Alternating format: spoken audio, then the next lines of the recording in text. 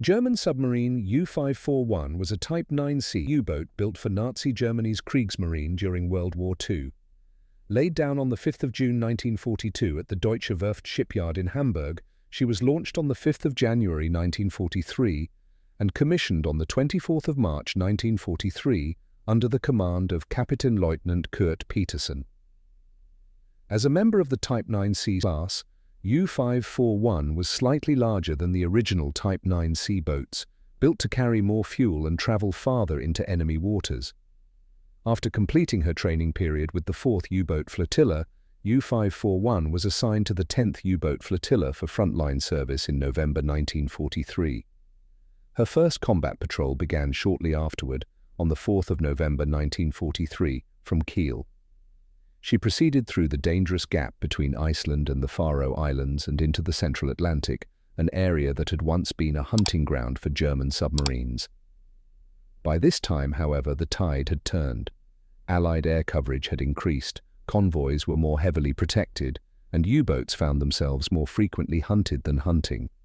Despite spending over 2 months at sea, the patrol ended on the 9th of January 1944 with no enemy ships sunk. Still, the mission allowed Petersen and his men to test the capabilities of their boat under wartime conditions and gave them valuable experience for future engagements. U-541's second patrol began on the 29th of February 1944 from Lorient, one of the major U-boat bases on the French Atlantic coast. This was to be her longest and most active operation. She sailed westward into the mid-Atlantic and the western approaches, regions still vital for Allied shipping.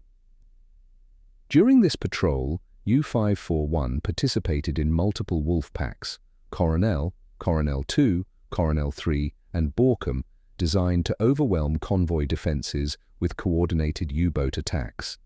Yet even with these group tactics, U-boat operations in 1944 had become exceedingly dangerous and less effective due to superior Allied countermeasures, including radar, sonar, long-range patrol aircraft, and fast destroyer escorts equipped with depth charges and hedgehog mortars. The most infamous episode of this patrol occurred on the 26th of May 1944, when U-541 stopped the Portuguese passenger ship Serpa Pinto in the Atlantic. Although Portugal was neutral during the war, its ships were not immune from inspection, especially if suspected of carrying enemy nationals or contraband.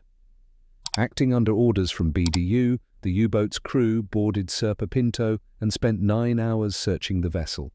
The passengers, including women, children and Jewish refugees fleeing Nazi-occupied Europe, were forced into lifeboats during the inspection. Tragically, 3 people died in the process, a doctor, a cook and a child, highlighting the human toll of wartime suspicion and procedures.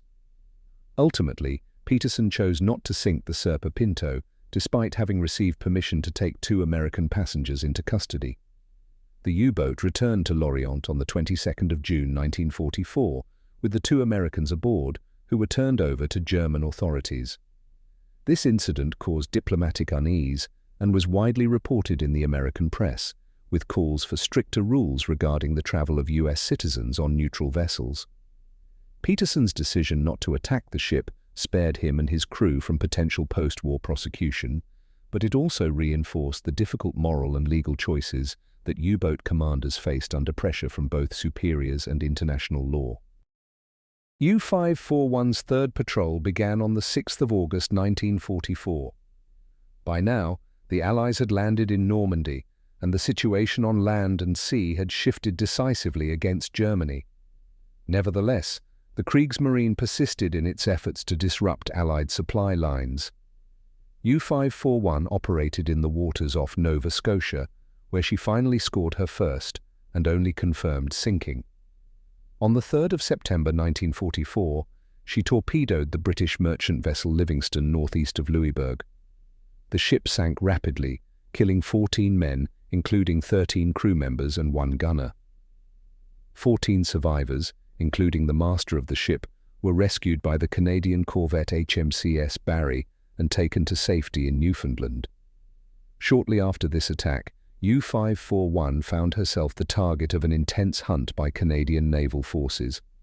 While preparing for another strike, she was detected by radar and sonar-equipped escorts in the Gulf of St. Lawrence.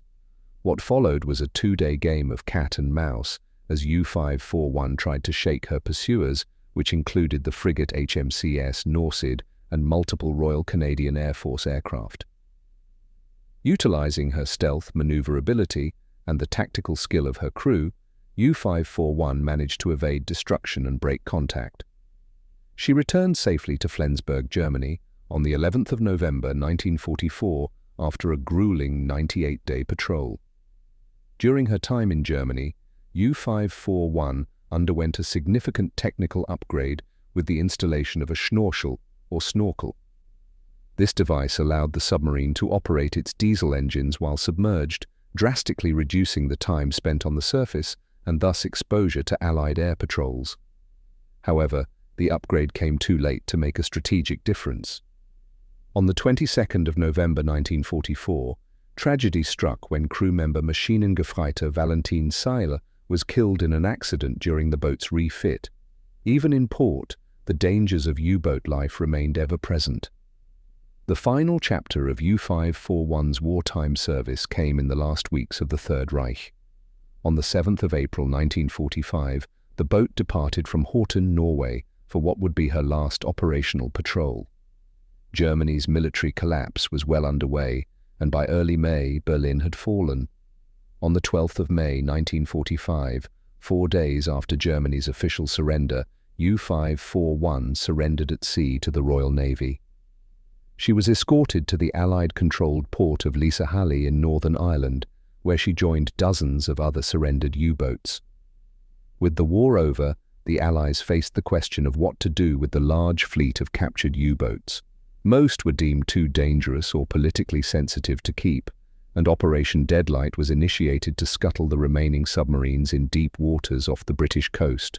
On the 5th of January 1946, U-541 was towed out into the North Atlantic and deliberately sunk by Allied forces, ending her journey where so many of her comrades lay, on the ocean floor. While U-541's wartime record may not seem especially remarkable, only one confirmed sinking and a single patrol of note, her story represents the experience of many U-boats during the final phase of the Battle of the Atlantic.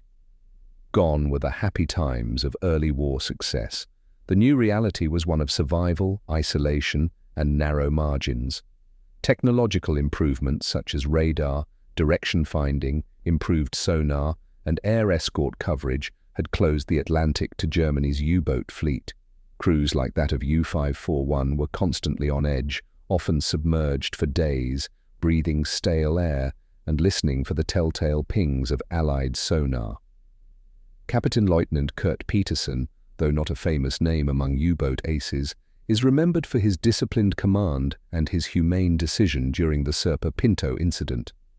He received several decorations during the war, including both classes of the Iron Cross and the German Cross in Gold, reflecting the high regard in which he was held by the Kriegsmarine. His leadership helped guide U-541 through nearly 2 years of some of the most intense naval combat in history. In the end, U-541's journey mirrors the fate of the Kriegsmarine's once vaunted U-boat arm. From confident beginnings and aggressive patrols to eventual decline and defeat, her steel hull now lies in the depths of the North Atlantic, a silent monument to the men who served aboard her and the deadly, unforgiving war they fought beneath the waves.